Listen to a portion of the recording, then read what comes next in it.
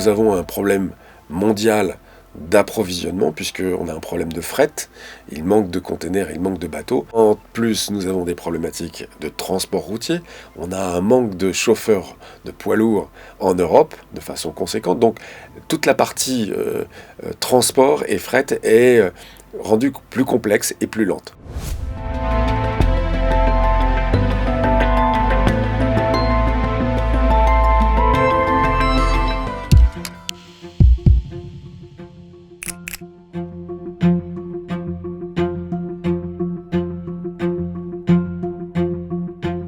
Vous avez la partie littérature qui est principalement imprimée en France. Ensuite, sur des marchés un peu plus lents ou plus complexes, avec de la reliure, etc., comme des livres d'art, des beaux livres, des albums. Ces livres vont être plutôt fabriqués en Europe, donc Italie, Espagne. L'Europe de l'Est apparaît de plus en plus fort.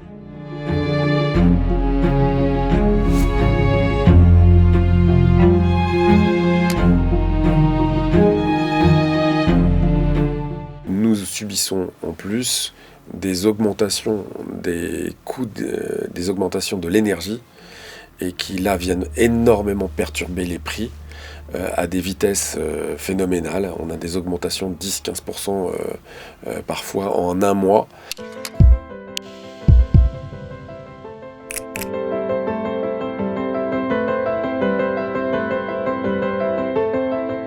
Donc on appellerait pratiquement divisé par 2, voire plus, la consommation papier en 15 ans. Maintenant, nous avons du carton, dont on a besoin de plus en plus pour faire de la livraison à domicile, mais aussi pour se substituer au plastique. Donc le marché du carton, lui, par contre, évolue positivement. Et donc les papetiers, et là, personne ne pourra leur en vouloir, des papetiers européens, sont en train de transformer du matériel qui fabriquait du papier préalablement pour en faire du carton.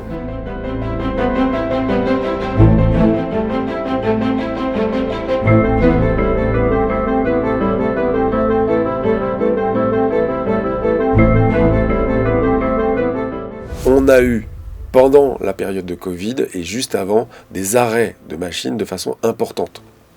Donc on a eu quelques millions de tonnes de fabrication de papier qui ont été arrêtées en Europe au profit du carton.